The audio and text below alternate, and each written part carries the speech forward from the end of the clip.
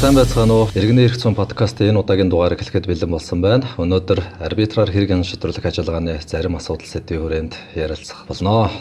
За, намайг Монголын олон улсын арбитрийн нарийн бичгийн дарга Баттурж гэдэг. Өнөөдрийн маань подкастын зочноор өмгөөллийн Номин анд адвокатс нөхөрлөлийн захирал мөн Монголын олон улсын арбитрийн арбитрч Номин Чимэг хүрэлцээрсэн байна. Танд энэ өдрийн мэндийг хүргэе. За, сайн байцгаана уу? Энэ өдрийн мэндийг та бүхэнд хүргэе. За, өнөөдрийн бидний ярих сэдв бол арбитрийн ажиллагааны онцлог, арбитраар хэрэг шийдвэрлэх ажиллагаанд шүүх хэрхэн оролцож байна. Мөн арбитрийн хэлэлцээртэй холбоотой асуудал, арбитрийн хууль тогтоомжинд зохицуулсан энэхүү зохицуултууд маань олон улсын арбитрийн үйл ажиллагаа явуулж байгаа бусад улс оронтой харьцуулахад ямар түвшинд байна гэх зэрэгээр хоёлоо өнөөдөр ярилцгаана. Ингээд өнөөдрийн үед би танд арбитрийн ажиллагааны ер нь онцлог яг юу байна вэ? Хэрэг шийдвэрлэх ажиллагаа явуулж байгаа хөндлөнгөөс маргааныг шийдвэрлэж байгаа шүүхтэй харьцуулахад ер нь онцлогуудаас нь та нэг цугаас дуртаач. За, юуны өмнө энэ подкастад өргөн оролцуулж байгаа иргэний эрх зүйн хороо болон Монголын олон улсын арбитрийн байгууллагатаа баярлалаа гэж хэлье. За, тэгэхээр арбитр гэдэг маань өөрөө маргаан шийдвэрлэх, шүүхээс гадуур маргаан шийдвэрлэх хамгийн үр дүнтэй арга зам гэж одоогийн нөхцөл байдалд бол үнэлэгдэж ирж байгаа механизм байгаа. Одоо арбитраар хэрэг шийдвэрлэх ажиллагааны хамгийн том онцлог, шүүхээс ялгаатай хамгийн том онцлог бол мэдээж энэ бол талуудын хүсэл зориг дээр тулгуурласан механизм байдаг. Тийм ч утгаараа талууд одоо ямар процессор, ямар механизмаар хэрэгээ хэн шийдвэрлэх хүсэлтэй байна, тэрнийхэн дагуу уян хатан зохицуулттай байж болдог механизм байгаа. Өөрөөр хэлбэл юу гэдэг шүүхээр хэн шийдвэрлэх ажиллагаа явуулахад шүүхэд заасан хугацаа байгаа. Энэ хугацааны дотор процессууд маань бүгдээрээ хууль дээр ингээд хуульчлагдаж орсон байдаг бол арбитрийн ажиллагааны хувьд бол талуудын хүсэл зоригийг харгалзаад энэ бүхнийг бол нэлээд уян хатан байдлаар зохицуулах боломжтой байдаг. Энэ талуудын тохиролцоотой холбоотой асуудлууд нэлээд чухал байр суурийг эзэлж байгаагийн хувьд ер нь эзэлдэгч байх тийм ээ. Энэ арбитрийн ажиллагаанд бол тэгэхээр энэ одоо хэрэг шийдвэрлэх ажиллагаанд талууд гэрээтэй холбоотой асуудал дээр хэлэлцээртэй мөн дүүнчлэн юу гэдэг яг ажиллагаа явуулах энэ асуудлыг ер нь хэрхэн тусгаж байна. Түрүү хэлсэн энэ бол нөгөө талуудын хүсэл зориг дээр тулгуурлаж явагддаг үйл ажиллагаа байдаг гэж хэлсэн. Тэгээ энэний маань суур эрх зүйн хэм хэмжээг тодорхойлж байгаа зүйл нь бол арбитрийн хэлэлцээр гэдэг зүйл байгаа. Мэдээж манай сонсогчдод бол бүгдээрээ энэ тухай сайн мэдж байгаа бах. Тэгэхээр яг Баттурчийн хэлснээр арбитрийн хэлэлцээр дээрээ бид нар ямар процессор яаж одоо арбитраа явуулах уу гэдгээ бол талууд бас заримдаа тохиролцсон байдаг. Яг одоо олон улсын түвшинд харах юм бол арбитрийн хэлэлцээр бол заавал нөхцлүүдэд тусгацсан байх юм бол дараа нь одоо хэрэг шийдвэрлэх ажиллагаа явуудахад маш төхөмтэй болдог гэсэн одоо чухал нөхцлүүд байна л да. Жишээлбэл хаана ямар харьяал дээр одоо англи дээр бол seat of arbitration гэдэг, монгол хэл дээр бол манай арбитрийн тухай хуульд маргааны хэрэг шийдвэрлэх ажиллагааны харьяал гэж орсон байгаа. Энэ харьяаллыг тогтоож өгөх, за ямар хэл дээр явагдахын хэрвээ энэ ч хоёр өөр улсын этгээдүүдийг хамарж байгаа бол арбитрчдын тоон хэд байхын, за хамгийн гол нь ямар арбитрийн ажиллагааны дүрмээр явагдахын, байгууллагын дүрмтэй, конституцийн дүрмээр явагдах юм уу, эсвэл ad hoc буюу талууд өөрсдөө тохиролцох тэр дүрмээр явагдах юм уу гэдэг юмыг бол арбитрийн хэлэлцээрт бол зайлшгүй тусгаж өгөх ёстой гэж үздэг. Манай Монгол улсын бидний Монголын олон улсын арбитрээр ирж байгаа хэрэгүүдийг харахад энэ дээр одоо хэрэглэгдэж байгаа арбитрийн хэлэлцээр, талуудын хийсэн арбитрийн хэлэлцээрийг харахад бол маш тийм товч байдаг л да. Тэр нь нэг талаараа яг дотоодын хэрэг маргаан дээр бол зарим энэ түрүүний хэлсэн нөхцлүүд бол талууд эвлэрэх, талууд одоо нэг хүсэл зоригтой байх нь бол маш илбэг байдаг. Жишээ нь бол за арбитраар шийдвэрлүүлнэ. Энэ нь бол Монголын дааж үйлдвэрийн танхимын дэргэдэх арбитр байна гэд ерөнхийд нь заагаад ороод ирсэн байдаг. Тэгээд ингээ ороод ирэхэд бол хоёр монгол тал байхад за мэдээж хэрэг шийдвэрлэх ажиллагаа маань монгол хэлээр явах нь илүү одоо нөгөө хоёр оролцож байгаа талуудын хувьд ч гэсэн илүү одоо тохиромжтой байх бах. За арбитрчдийн тоог бол тэр үрчлэн зааж орж ирдэггүй. Тэгтээ Монголын олон улсын арбитрийн дүрмээр бол ингээд арбитрчдын тоогоо заагаагүй тохиолдол 3 байна гэсэн бол заалттай байдаг. Тэгэхээр энэ маань өөрөө 3-аараа шийдэгдээд явцдаг тий.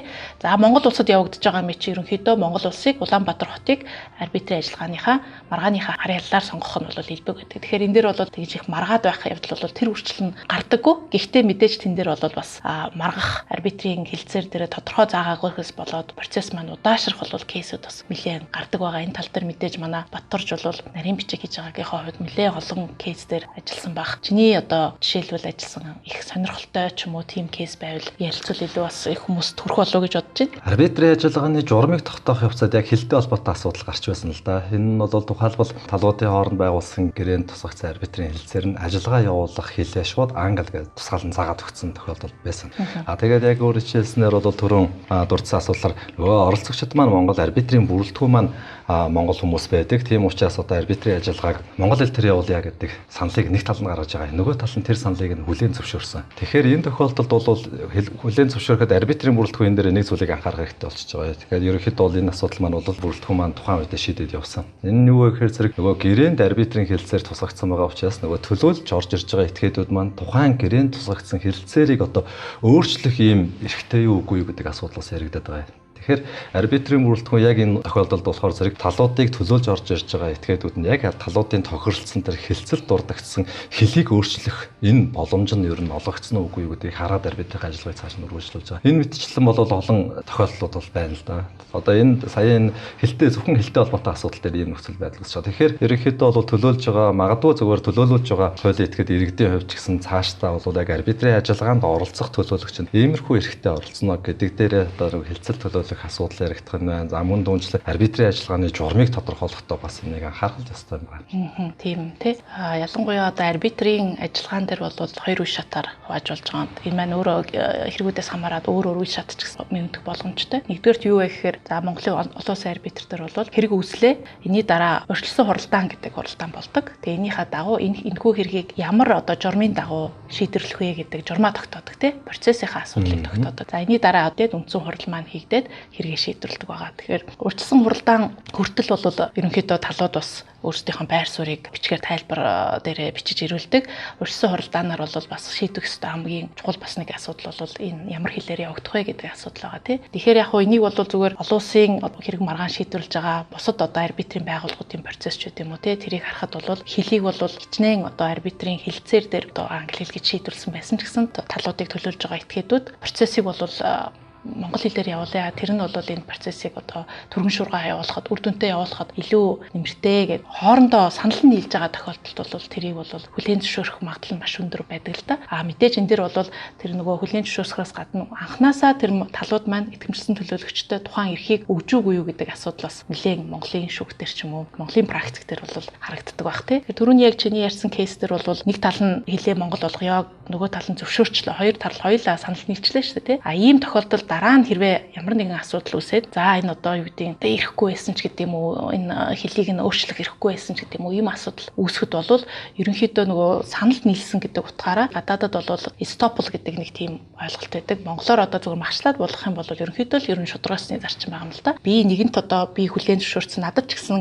энэ монгол хэл болох нь үр дүнтэй, үр ашигтай арбитрийн маргааныг явуулах нь гэд хүлээн зөвшөөрсөн байжгаад энийгээ дараа нь ийм байхгүй байсан гэдгийг бол гаргах нь бол шүүхэд очоод бас тийм хүчтэй одоо үндэслэл болж чадахгүй гэдэг нэг тийм зарчим байгаа. Тэгэхээр энэний дагуу бас шийдвэрлэх боломж бол гадаадад байдаг. Монгол улсын одоо хуулийн практик шүүх маань одоо юу гэдэг арбитрийн ажиллагааг харж байгаа практик бол бас ингээд хамтдаа хөгжөө явж байгаа болохоор энэ тал дээр бас шүүх маань ямар байр суурь илэрхийлэх нь бол бас сонирхолтой кейс гэж бодож байна. За таны хэлсэнтэй бол би санал нэг байна. Энэ олон улсад хэрэглэгдэж байгаа энэ практикийг бас манай улс маань нэвтрүүлээд шүүх арбитрийн шийд хэрэг хүчингү болгоод гомдол гаргасан тохиолдолд яг саяын дурдсан энэ тохиолдол дээр бол анхаарч үзэх нь илүү тохиомжтой байх гэж миний хувьд бол үзэж байна. Ягаад гэвэл зэрэг мэдээж нөгөө арбитрийн маань шийдвэр эвлэрхээс бусад тохиолдолд аль нэг тал нь гомдолтой байгаад байдаг. Гомдолтой тал маань өөрөө ямар нэгэн боломж хуульд хэрхэн байна гэдгийг харах гад байдаг учраас бас энэ төлөөлөх хэрэгтэй холбоотойгоос гадна талуудын тохирсон төлөөлөгчд хоорондоо тохирсон энэ асуудлыг бас анхаарч үзээсэй гэж хүсэж байна. За ер нь бол ингээд арбитрийн ажиллагааны маань бас нэг маш чухал зүйл бол арбитрийн ажиллагааны журам гэдэг зүйл байгаа тийм ээ. Энэ маань өөрөө магадгүй талууд өөрөөр тохиролцоогүй болвол энэ журмаар бол арбитрийн бүрэлдэхүүн маань өөрийнхөө эрх хэмжээний хүрээнд тодорхой асуудлуудыг шийдээд явж байгаа. Энэ журам дээр тухайлбал түрүүний хэлсэн хэлэлцээр реалтай холбоотой асуудал байна. Мөн дүнчлэн хэлтэй холбоотой асуудал байна. Энэ гадаад улсын хууль тогтоомжийг хэрэглэхтэй холбоотой энэ зүйл дээр ер нь арбитрийн ажиллагааны журамд хэрхэн тусгагдж байна. Та ер нь энэ талаар дэлгэрэнгүй сайхан. За одоогийн манай Монголын олон улсын арбитрийн байгууллагын хэрэгжилж байгаа дагаж мөрдөж байгаа хэрэг хэн шийдвэрлэх ажиллагааны дүрм гэж байгаа. Энэхүү дүрмд бол урьдчилсан хуралдаанаар шийдвэрлэж заавар зайлшгүй одоо тухайн журамд арбитрийн маргааныг хэн шийдвэрлэх журам гэж байгаа. Энэ журамд тусгах ёстой зүйлс гэж байдаг. Энд бол түрүүний чиний хэлснээр арбитрийн хэлэлцээр хүчин төгөлдөр эсэх, арбитрийн харьяаллын маргаан мөн эсэх, хэлний асуудал, мөн хэрэглэгдэх хэрэгцүү гэж байгаа. За тэгээ ингээд одоо яг практик дээр харахад арбитрийн харьяаллын маргаан мөн үү? За Монголын аж үйлдвэрийн танхимын дэргэдэх Монголын олон улсын арбитрт харьяалсан энэхүү дүрм те тухайн байгууллагын дүрмээр шийдвэрлэх маргаан мөн үү гэдгээр бол тухайн үедээ бол талууд нэлийн одоо мэтгэлцээд эсвэл одоо ихэнх тохиолдолд бол ерөнхийдөө дотоодын арбитр дээр бол маргаан бол гарах нь бас тун бага байдаг практик дээр. Энэ дээр харин одоо миний ажигласан зүйл гэвэл хэрэглэгдэх эрхцүү тухай байдаг.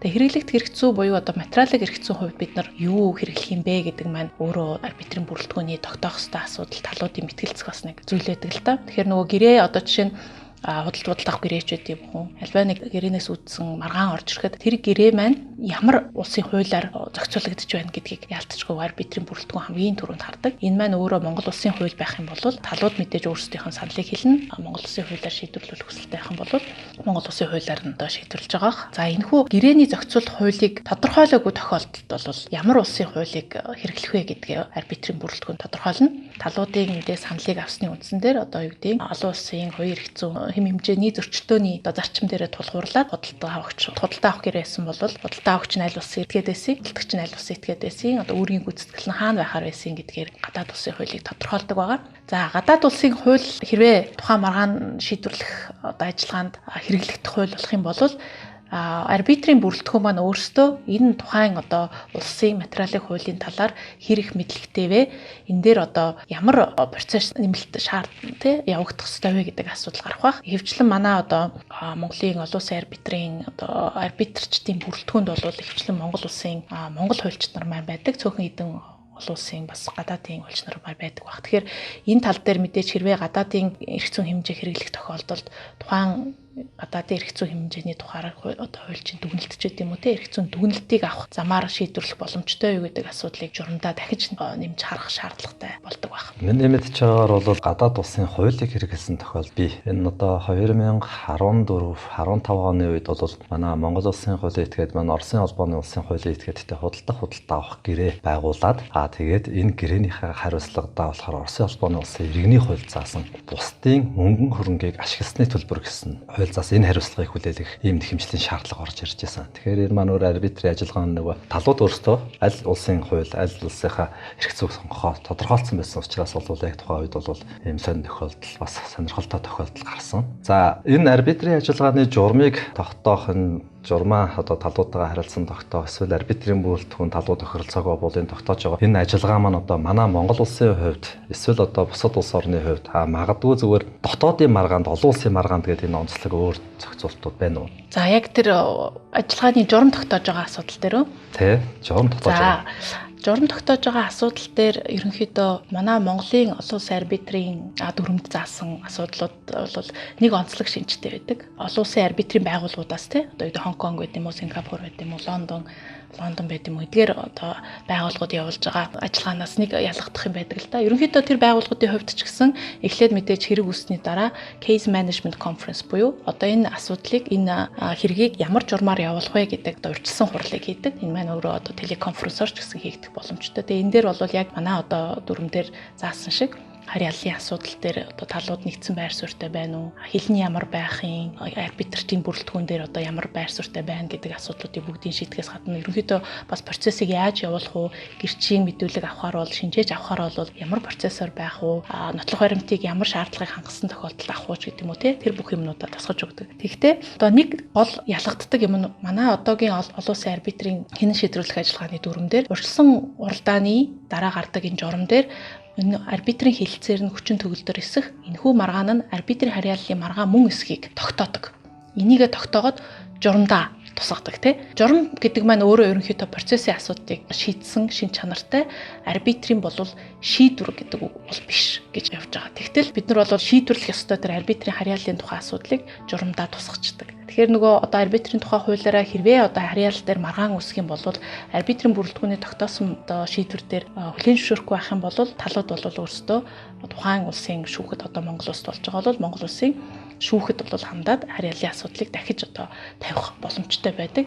Тэгэхээр энэ маань өөрөө нөгөө журам гэдэг процессын шин чанартай баримт бичгийн дотор харьяаллын холбогдолтой том шийдвэр ингээд оруулцдаг учраас энэ маань өөрөө нэр томьёоны асуудал дээр нь дахиад энэ баримт бичиг өөрөө шүүхтэр очихороо жоохон ойлгомжгүй байдал үүсгэх ч юм уу тийм ийм асуудал бол гардаг л та.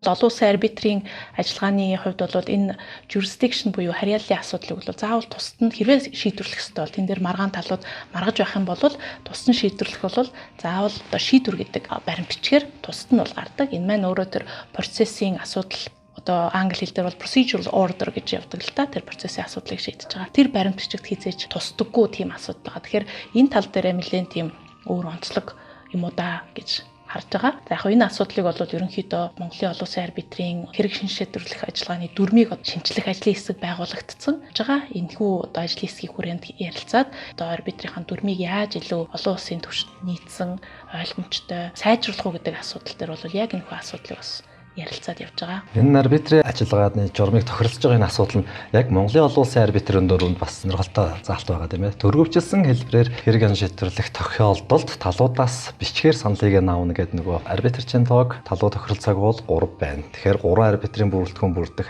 Монголын олон улсын арбитрийн хэрэг шийдвэрлэх дөрөнд бол нөгөө нэхэмжлийн үнийн дүнгээр хязгаарлаад төрөвчлсөн хэлбэрээр явуулах гэсэн байгаа. Энэ нь бол 5 сая төгрөгөөс доош нэхэмжлийн үнийн дүнээр төрөвчлсөн гэх. Тэгэхээр талуудаас бичгээр шууд санал авж байгаа хэлбэр талууд хуралдаан дээр оролцоод тогтоож байгаа хэлбэр хоёрын хувьд ер нь одоо зарчмын шинжилгээ өөрчлөлт яг одоо бусад улс оронтой харьцуулаад байдаг юм болов юм ажиллагааныхаа журмыг урьдчилан бичгээр аавна гэдэг юм зүйл гадаад улс орнууд дээр. За ер нь гадаадын олон улс одоо арбитрийн байгууллагуудын дүрмээр бас төрөвчлсөн ажиллагаа гэж байдаг л да. Тэгэхээр яг чиний хэлж байгаа шиг тухайн одоо жижиг үнийн дүнтэй хэрэг маргааны хувьд бол хурдан шуурхай зардал багтаагаар шийдвэрлэх нь бол аль аль талуудын ашиг сонирхолд нийцсэн тийм ч учраас тодорхой хэмжээний үнийн дүнгээс бага одоо үнийн дүнтэй маргааны хувьд бол төрөвчлсөн журмыг хэрэглэнэ гэдэг. Төрөвчлсөн журмыг хэрэглэж байгаа боловч энэ маань ихэвчлэн юун дээр гардггүй гэхээр 3 арбитрч байх уу, 1 арбитрч байх уу гэдэг.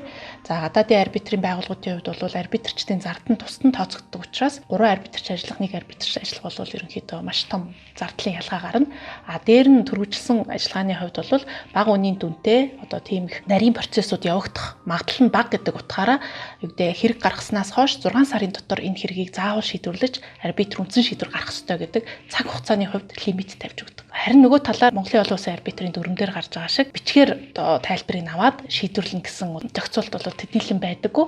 Энэ маань өөрөө ерөөсөө талуудын өөрсдийнх нь нөгөө мэдүүлэх хэрэг өөрсдийнхөө хэрэг маргааны талаар хангалттай одоо мэтгэлцэж мэдүүлэх эрхийг нь зөрчих эрсдэлтэй гэж үздэг учраас яалтчгүй хэрвээ талууд өөрөөр тохиролцоогүй байх юм бол одоо урьдчилсан хуралдааны процессын асуудлыг талууд өөрсдөө мэтгэлцээд хурал зохион байгуулж одоо санал бодлоо байр сууриа илэрхийлнэ гэсэн зарчим ерөнхийдөө барьдаг. Мэдээж талууд өөрсдөө ойлгомжтой энэ бол нэг тийм маргах асуудал байхгүй гэж үзээд тохиролцох юм бол бичгээр өгсөн баримтчиг дээр тулгуурлаад арбитрийн бүрэлдэхүүн шийдэх боломжтой байдаг. Энэ маань өөрөө ерөнхийдөө процессын асуудал дээр илүү яригддаг. Процессын асуудлаас гадна одоо арбитрийн түр арга хэмжээ авах ч гэдэм үү те өөр асуудлууд арбитрийн бүрэлдэхүүнээс авдаг ажиллагаанууд байдаг. Энэ маань өөрөө бол тухайн арбитрийн бүрэлдэхүүний өөрийнх нь бүрэн эрхийн асуудал, яаж энэ арбитрийн ажиллагааг түргэн шуурхай оновчтой явуулах уу гэдэг бол өөрсдийнх нь бүрэн эрхийн асуудал байдаг учраас иймэрхүү асуудал дээр арбитрийн бүрэлдэхүүн заавал хуралдаан хийх ёстой юу эсвэл бичгээр өгсөн хариу тайлбар дээр нь тулгуурлаад шийдвэрлэх боломжтой юу гэдгээ өөртөө шийдэд бас явах практик бол байдаг. Төр арга хэмжээ арбитрийн бүрэлдэхүүний эрх хэмжээг дурдсантай холбогдуулаад энэ манай арбитрийн хууль Монголын олон улсын арбитрийн дүрмд ер нь арбитрийн бүрэлдэхүүний эрх хэмжээг хэрхэн тодорхойлсон байна. Энэ эрх хэмжээг хэрэгжүүлсэнтэй холбоотойгоор давзаалдах шатны шүүхээс мэдээж нөгөө процессын алдаа гарсан магадгүй энэ процесс алдаа гарсан гэхээс илүүтэйгээр нөгөө бүрэлдэхүүн эрх хэмжээгээ хэтрүүлсэн бол гэдэг нэг үндслээр шийдвэрийг хүчингү болгох бас боломж байгаа даа шүү дээ. Тэгэхээр энэ бүрэлдэхүүний эрх хэмжээтэй бүрэн эрхийн одоо энэ асуудал дээр та За ерөнхийдөө та бүхэн мэдж байгаа 2017 онд бол арбитрийн хууль маань шинжилэн найруулагдсан арбитрийн хууль маань батлагдаад энэхүү арбитрийн хуулиараа бид нар бол Австралийн модель хууль гэж ярьдаг. Энэ хуулийг бол бүрэн одоо Монгол улстай нутагшуулсан улс гэдгээр тэмдэглэгдсэн байгаа. Тэгээд манай одоогийн дагж мөрдөж байгаа арбитрийн тухай хууль маань тухайн Австралийн хуулийг бараг л нийцэж байгаа. За жижиг шажиг Монгол улсын нөхцөл байдал тааруулаад өөрчилсөн хэдэн өөр зохицуултуудаас бусдаар бол зарчмын хувьд бол бүх юм нь бол тэр чигээрээ үг үгээрээ бол Монгол хэлний буухцсан байгаа. Тэгээ энэ нөгөө Австралийн модель хууль маань өөрөө 1985 онд батлагдсан хууль байдаг. 2006 онд бол нэмэлт өөрчлөлтүүд орж нэлээд бас нэмэлт өөрчлөлт орсон байдаг. Тэгээ энэ 2006 оны Австралийн хуулийн нэмэлт өөрчлөлтийн бас нэг маш том нэг хэсэг нь бол яг энэ төр арга хэмжээ урьдчилан тогтоолтой холбоотой асуудал байдаг. Тэгээ энийг нь манай бид нар бол 2017 оныхоо хуульд бол авсан. Тэгэхээр энэ дээр бол Монгол Улсын хууль 2003 оны арбитрийн тухай хуультайгаа харьцуулахад арбитрийн бүрэлдэхүүний эрх хэмжээг бол нэлээд тодорхой өргөн хүрээтэйгээр тодорхойлж өгсөн байгаа. Одоогийн хуулиар бол төр арга хэмжээ гэдэг арга хэмжээг бол шүүгтд хандаж гаргаж болж байгаа. Арбитрийн бүрэлдэхүүндээ хандаад мөн авч болж байгаа тийм. Мэдээж шүүхэд бол тухайн харьяаллын маргааны шүүхэд төр арга хэмжээ авах одоо хүсэлт гаргасан тохиолдолд шүүхийн процесс бол нээлттэй байдаг. Тэгээд одоо нөгөө нууцлалын асуудал ч гэдэм юм. Эсвэл одоо тухайн шүүхэд хандах нь угаасаа цаг хугацааны хувьд хэцүү ч гэж үздэг юм уу тийм. Ямар нэгэн шалтгаан байх юм бол мэдээж арбитрийн бүрэлдэхүүндээ энэ хүсэлтээ гаргаад төр арга хэмжээг авах эрхийг нь бол хангасан. Нөгөө талаараа арбитрийн бүрэлдэхүүнд төр арга хэмжээ болон урьдчилсан тогтоол гаргах бүрийн эрхийг нь маш тодорхой бол заасан байгаа. Тэгэхээр яг энэ хууль 2017 оноос хэрэгжиж эхэлснээс хойш шүүхт маань энийг одоо төр арга хэмжээ авсан арбитрийн бүрэлдэхүүний шийдвэрийг яаж үзэж гин энэ дээр бас асуудлууд гарч ийнө гэдгийг бол судлах хэрэгтэй байх. Миний одоо өөрийг мэдж байгаа хүрээнд бол 17 оноос хойш төр арга хэмжээтэй холбоотой асуудал бол тийм ч олон бол байгаагүй бах. Өмнө нь бол мэдээж энэ дээр асуудал одоо тодорхойгүй зохицуулт байсан учраас эрх хэмжээгээ хэтрүүлээч гэдэг юм уу те. Тиймэрхүү байдлаар төр арга хэмжээг эсвэл арбитрийн бүрэлдэхүүний гаргасан шийдвэрийг нь хүчингүй болгох тиймэрхүү асуудлууд бол нэлээд илбэг байсан баг. Одоо бол төр арга хэмжээг арбитрийн бүрэлдэхүүн гаргасан тохиолдолд яг л нөгөө арбитрийн үндсэн шийдвэртэй адилхан тухайн шийдвэрийг одоо хүчингүй болгох нөхцлүүд маань арбитрийн тухай хууль дээр байгаа. Яг адилхан нөхцлөөр тухайн гаргасан төр арга хэмжээг бас хүчингүй болгох эсвэл одоо шүүхээр гүйцэтгүүлэхгүй байх тийм болсон зохицуулт маань орсон байдаг учраас шүүх маань хэрвээ одоо төр арга хэмжээ гаргасан арбитрийн бүрэлдэхүүний шийдвэр гарч ирсэн тохиолдолд тэр л одоо нөгөө 5 6 үндсэл байгаа энийхээ хүрээнд л шийдэх болов уу гэж харж байна. Арбитрийн хэлэлцээртэй холбогдуулаад дахиад нэг зүйлийг тодруулъя. Энэ арбитрийн хэлэлцээрт ер нь яг одоо танд одоо анхааруулах тийм зүйл дээр ингээд алдаа гардаг шүү. Талууд одоо арбитрийн хэлэлцээр байгуулахдаа иймэрхүү байдлаар байх ёстой шүү гэдэг та тийм зөвлөмж мэдээллийг нэгдүгээрт одоо хэлж өгч. Хоёрдугаар болохоор зэрэг нь арбитрийн хэлэлцээрийг одоо шинэ хуулиар бол нөгөө имэйлээр цахим харилцаа холбоогоор хэлэлцээрийг байгуулсан тооцох энэ зохицуулт орж ирснээр өөрөө энэ ансатралын одоо нөгөө загвар хууль маань өөрөө нээсэж гарсан гэдэг утгаараа нэлээд дэвшилттэй байгаа. Тэгэхээр таны байр суурь энэ арбитрийн хэлэлцээртэй холбоотой асуудал төр. За арбитрийн хэлэлцээр бол маш одоо чухал. Үнэхээр яг одоо маргаан гарлаа аль нэг талын этгээдийн эрхэн зөрчиглөө гэсэн тохиолдолд тухайн одоо эрхээ сэргийлгэх зөрчигдсөн эрхийн одоо сэргийлгэх үйл ажиллагаа процесс явуулах бүхий л одоо үндсэн суурийг нь тавьж өгж байгаа зүйл учраас талууд бас энэ дээр маш их анхаарах хэрэгтэй байдаг. Мэдээж арбитрийн хэлэлцээр гэдэг юмыг бол маргаан гарахаас өмнө ч байгуулж болно, гарсны дараа ч байгуулж болно. За гарсны дараа мэдээж хоёр тал маргалдаж байхад бол бас хэлэлцээрт хүрэх процесс маш ярвигтэй цаг хугацаа авсан тийм процесс болох байх. Нэг тал маань хүлээн зөвшөөрөхгүй тохиолдолд бол арбитрийн хэлэлцээрийг бол ер нь бол байгуулах боломжгүй тий.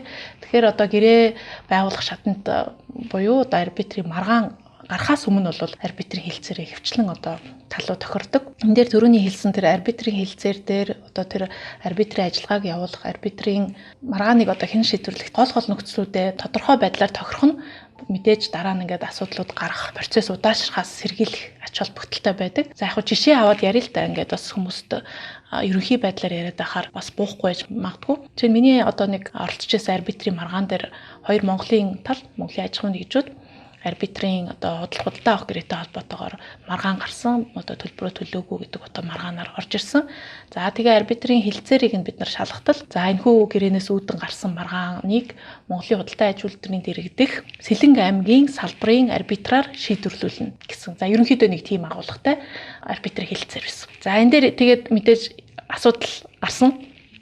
Ямар асуудал гарсан гэхээр арбитрийн одоо байгууллага ямар байгууллагаар шийдвэрлүүлэх гэдэг бол энэ арбитрийн хэлэлцээр дээр маш тодорхой заагаад өгсөн байсан л да. Тэгэхээр тэр нь бол Монголын олон улсын арбитрийн энэ Улаанбаатар дахь салбар биш, Сэлэнг дахь салбараар гэдэг.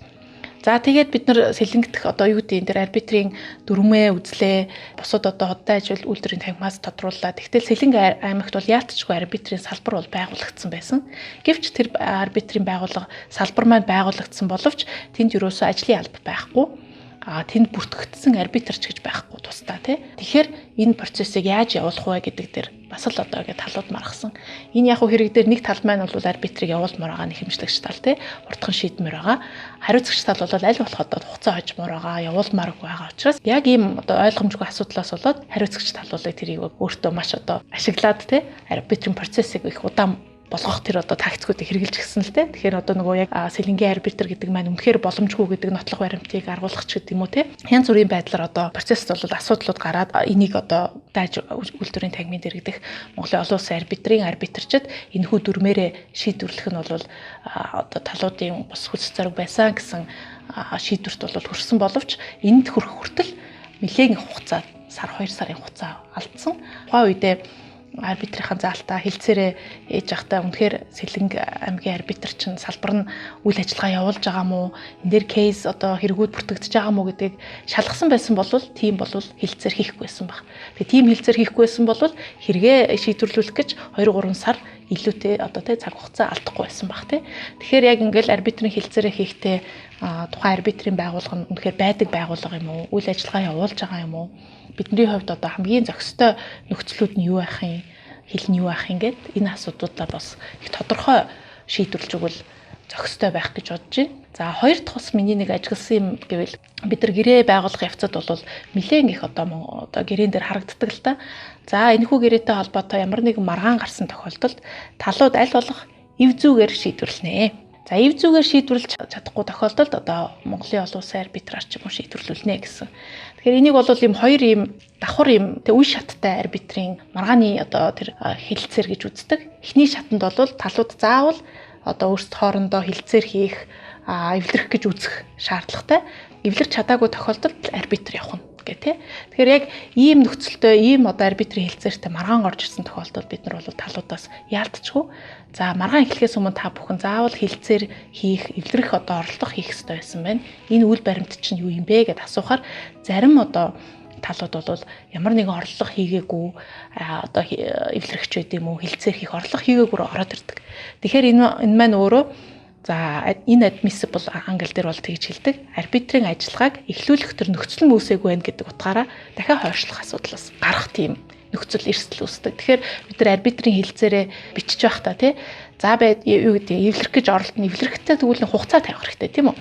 30 хоног ч гэдэг юм уу 90 хоног. За энэ 90 хоногтой үнэхээр эвлэрч чадахгүй байх юм бол арбитрт. Тэгэхээр нэг тодорхой тийм цензуур шалгуур тавиад өгөхөөр үнэхээр тэр оролдогоо хийсэн юм уу гэдгийг нь одоо тийм хугацаанаас нь хамаарат бид нар орлого хийлээ бүтлгүй байсан учраас 90 хоногийн дотаараа ийм эрх нь үсчээ гэдгийг тодорхойлоход их дүгнэлттэй болдог. Энэ хариуцагч одоо арбитрийн хэрэгэн шийдвэрлэх ажиллагааг ерөн сумжруулах гэдэг зүйл бол ер нь шүүхтэр ч гэсэн гарч байгаа. Арбитрийн ажиллагаанд бас нэг сонирхолтой зүйл нөөрөө яг хуульд байгаа заалтыг харахаар хариуцагч өөрөө хариуцагчаар татгснаа мэдхгүйгээр арбитрийн шийдвэр гарах боломжтой байдаг тийм ээ. Сүүлд мэдэгдэж байсан аягаар нь шуудангаар хөргүүлээд хөргүүлснийг нь хүлээн авсан тооцно холбогдох арга хэмжээг аавна гэх. Тэгэхээр энэ хариуцагч ажиллагаанд орохгүйгээр хэргийг шийдвэрлэх энэ нөөрөө цаашид үүсэх сөрөг үр дагавар шүүхтэр бол хариуцагч аяг тодорхойгүй бол нэг хэмжлийг буцаагаад байгаа. Арбитр болохоор зэрэг шийдээд байдаг. Тэгэхээр энэ таны арбитрч зүгээс бол яг энэ байр суурь дээр юу яаж хандах хэрэгтэй вэ? За энэ дээр бол яг уу тийм ийм ялгаа байна те. Шүүхтэр бол нэг хэмжил буцаагдаад хариуцагчийг тогтоох боломжгүйгээд арбитр дээр бол цаашаа ингээд процесс үргэлжлээд явах боломжтой байдаг. Энэ нь өөрөө яг л нөгөө нэг арбитрийн хэрэг маргааныг шийдвэрлэх тэр ямар одоо онцлог байна гэдэг тэр фундаментал одоо тэр асуудал руу орно л доо. Энэ маань өөрөө талууд өөрсдийн хүсэл зориг дээр үндэслээд харилцан тохиролцсон учраас энэ одоо маргааныг арбитраар шийдвэрлэх гэж байгаа. Өөрөөр хэлбэл тухайн одоо рационал хүн би маргаан голсон тохиолдолд арбитраар энийгээ шийдвэрлүүлнэ гэдгээ бол хүсэл зоригоо илэрхийлээд арбитрийн хилцээр хийсэн байгаа. Ингээд ийм хийсэн байгаа болохоор одоо юу гэдэг өөрөө байхгүйсэн ч гэсэн рационал хүний хувьд одоо шийдвэр гаргасан тэр шийдвэрийнх нь үр дагавар нь та хэрвээ арбитраар шийдвэрлүүлнэ гэчээд тэр арбитрийнхаа шийдвэрлэх одоо ажиллагаанд оролцохгүй байх юм бол таньгүйгээр шийдвэрлэх боломжтой. Яг тэгвэл та өмнө нь энүүгээр шийдвэрлүүлсэн шүү гэдэг одоо хүсэл зоригоо илэрхийлсэн өөрийнхөө зөвшөөрлийг олгоцсон гэдэг одоо суур зарчим дээр үндэслэж байгаа юм л та. Тэгэхээр энэ маань өөрөө арбитрийн тухай хуульд ч гэсэн орцсон арбитрийн тухай хуулийн 4-р заалт ерөнхийдөө баримт бичгийг яаж хизээ хөргөж өгсөн тооцох уу? Нөгөө талаараа одоо юу гэдэг хэрэг үүссэн хэмжил байд юм уу? Процессын тухай асуудлуудын хөргөж өгж байгаа тэр мэдээллүүдийг бол хариуцагчид хизээ өгсөн тооцох бай гэдгийг бол маш тодорхой бичсэн байдаг. Тэгэхээр энэ маань өөрөө хүргэж өглөө. Үнэхээр өөрөө тэрийг ямар нэгэн арга сам хэрэглээд ч тийм үү санаатай эсвэл санаагүйгээр хүлээж авахгүй байсан ч гэсэн өөрийнх нь байхгүй арбитрийн одоо процесс үргэлжлээд явах боломжийг бол хангаж өгч байгаа. Тэгээ яг энэ дээр бас нэг анхаарах хэрэгтэй асуудал байна л да. Арбитрийн тухай хууль маань яалтчгүй өөрөө Австрал буюу тэр олон улсын модель хуулийн дээр тулгуурлагдаад хийгдсэн. Тэгэхээр практикт бид нар одоо юу болж байна гэдээ харахаар энэ хууль батлагснаас хойш бас энэ хариуцагчгүйгээр хариуцагчийг өөр юм байхгүй хэрэг шийдвэрлээд гаргацдаг. Тэгээд энэ маань дараа нь өөрөө шүүхтэр очиод хүчингү болдог тийм жишээнүүд прецедентууд их байна. Тэгээ энэний гол ингээ асуудал нь нөгөө нэг хариуцагчтай шаардлагатай тэр одоо мэдээллүүдийг нь өгөх тэр арга хэмжээг хангалттай явуулаагүй гэдэг үндслээр нөгөө шүүх маань одоо арбитрийн тэр бүрэлдэхүүний гаргасан шийдвэрийг процессын хувьд алдаа гаргасан гэдэг хүчингү болгоод байдаг. Тэгээ энийг барьж шийдэхдээ болохоор хвчлэн манай шүүх бол иргэний хэрэг хэн шийдвэрлэх тухайлынхаа заалтыг ерөнхийдөө барай шийдчихдэг. Шүүхээр одоо юу гэдэг хаягтай байхгүй байх юм бол дуудаж авчлаа. Дуудаад ирэхгүй байх юм бол албатан гэрүүлэхтэй цагдаад ч гэдэм үйлээд албатан гэрүүлэх тэр ажиллагаа явуулдаг. Арбитрт бол тийм эрх хэмжээ байдаггүй. Нөгөө л арбитрийн одоо дүрмтэй тийм үү эсвэл арбитрийн хуулийн дагуу шуудангаар одоо мэдээллүүдээ ингээ хөрвүүлээд хаягтай байхгүй өөрийнх нь хаягт байхгүй байх юм бол хэд хэдэн одоо хамгийн боломжит аргуудыг хэрэглэснийхаа дараа одоо байхгүй учраас одоо арбитрийн ажиллагааг яалтчгүй цааш нь өргөжлүүлээд явдаг. Тэгээ энэ дээр одоо яагаад ийм юм болоод байгаа юм болоо гэж би бол судлаачийн хувьд ч гэх юм уу практик одоо хийж байгаа хүний хувьд ингээ сонирхоод харахаар сүүлийн үеийн тэр шүүхийн гаргасан шийдвэрүүдийг харахаар арбитрийн тухай хуулийн маань нөгөө 4-р заалтанд ямар үед тэр баримт бичгийг хүргэсэн тооцох вэ? Ямар үед хамгийн эцсийн одоо арга шатыг авлаа. Энээс хойш өөрийг нь одоо байхгүй байсан ч хамаагүй мэдгдсэн тооцоод хэргийг одоо шийдвэрлээд явах боломжтой вэ гэдгийг заасан байдаг. Тэгээ энэ дээр бол зүйл заалтан дээрээ шаардлагатай бүхий л арга хэмжээг авсан гэдэг тийм шаардлагыг тавьсан байдаг. Шаардлагатай бүхий л.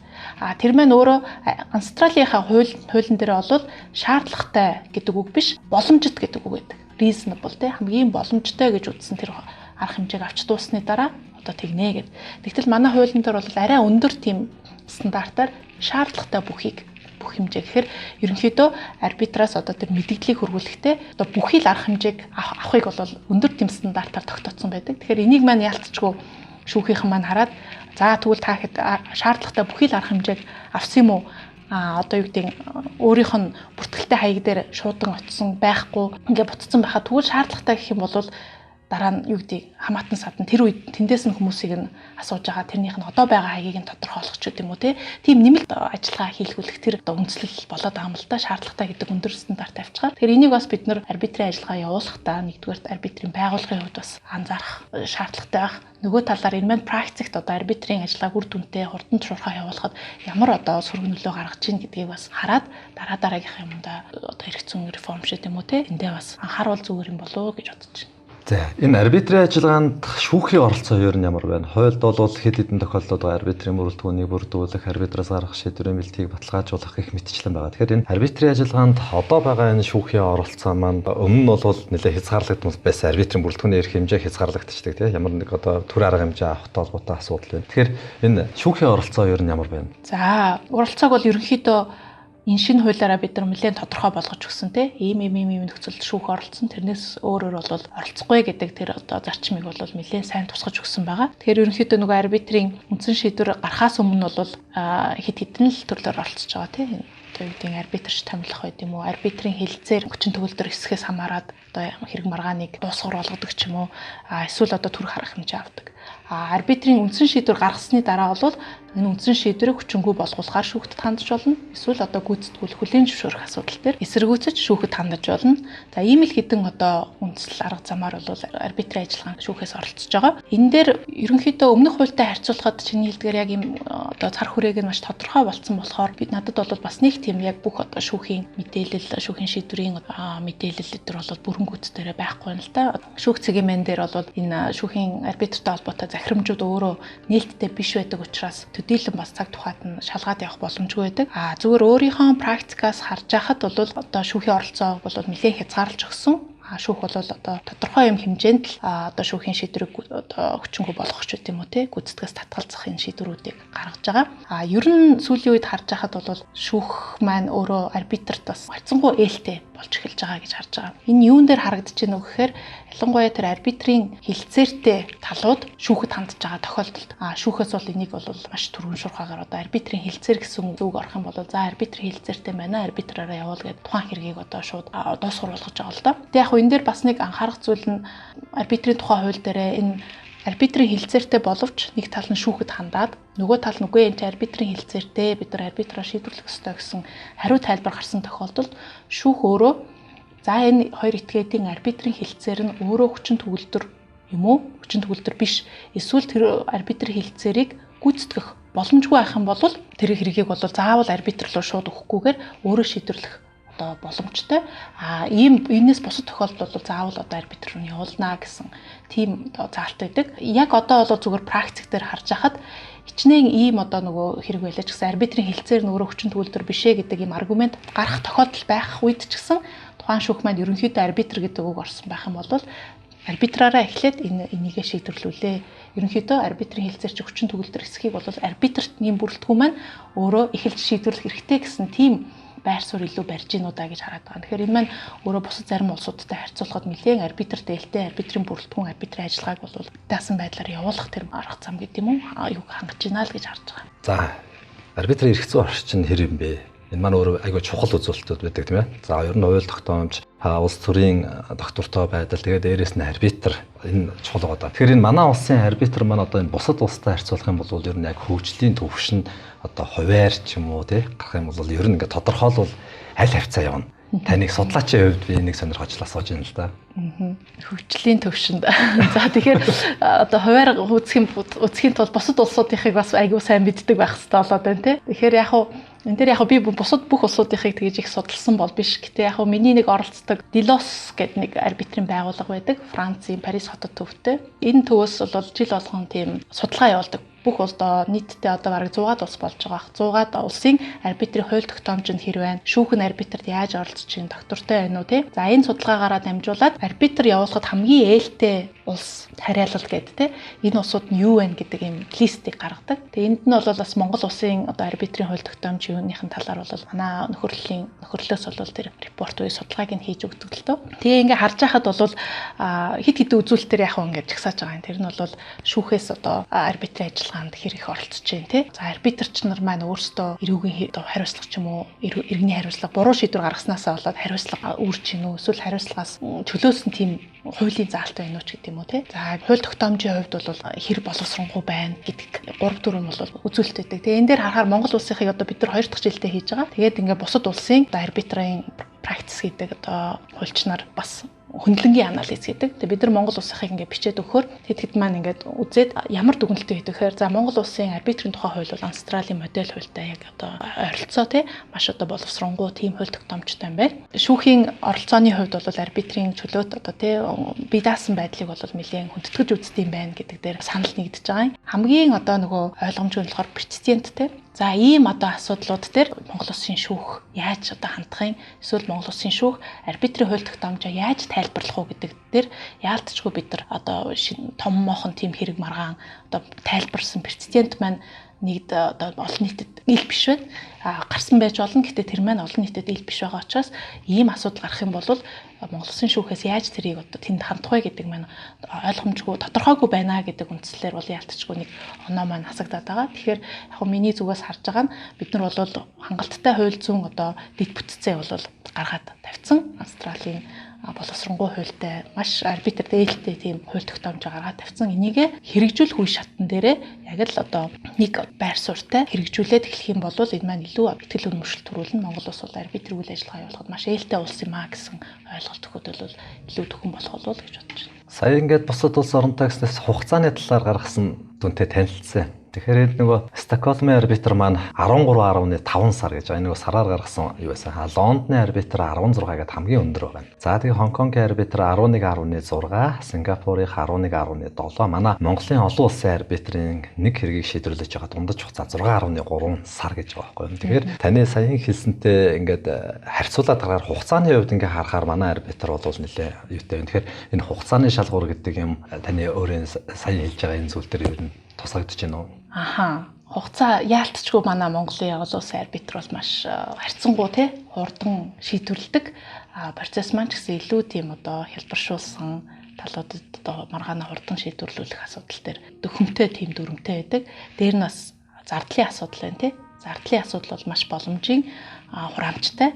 Бусад одоо чиний хэлсэн Стокгольм, Англи, Лондонгийн одоо арбитр тий, Сингапурын бол зардал нь бол маш өндөр гардаг арбитрийн хураамж нь тий. Тэгэхээр энэ маань өөрөө илүү арбитрийн байгууллагуудын өөрийнх нь нэг чадах ранкинг нь хэр байна гэдэг рүү илүү орох байх л та. Тэр утгаараа яг манай Монголын арбитрийн яалтчгүй маш давуу тал нь ялангуяа одоо дотоодын маргаанууд тий, дотоодын хуулийн этгээдүүд хоорондын маргааныг бол маш түрүүн шуурхай зардал багтаагаар шийдвэрлэх их тохиромжтой арбитрийн байгууллага гэдгийг үзүүлж өгч байгаа. Яг хуу түрүүний хэлсэн миний судалгаанд бол яг нэг улс орнуудын хувьд арбитрийн хууль тогтоомж шүүхийн оролцоо гэдэг илүү судалгаа байсан болохоор арбитрийн тухайн байгууллагууд нь ямар хөө байна вэ гэдэг бол фактор яг ороогүй. За иргэний эрх зүйн подкастын маань энэ удаагийн дугаар энэхүү өндөрлж байна. Өнөөдрийн дугаараар бид нар арбитрийн ажиллагааны онцлог, арбитрийн ажиллагаанд шүүх хэрхэн оролцож байна, арбитрийн хэлэлцээр байгууллагатаа юуг анхаарах ёстой юм. Манай Монгол улсын арбитр маань тэр дундаа манай Монголын олон улсын арбитрийн үйл ажиллагаа гаргасан шийдвэртэй холбоотой асуудалд гомдол хэрвэн гэдэг зэрэгээр ярилцлаа. Ингээд таны ажилд амжилт хүсье. Мөн иргэний эрх зүйн 10 оноос энэхүү подкастыг зохион байгуулахад дэмжлэг үзүүлсэнд баярлалаа. За баярлалаа.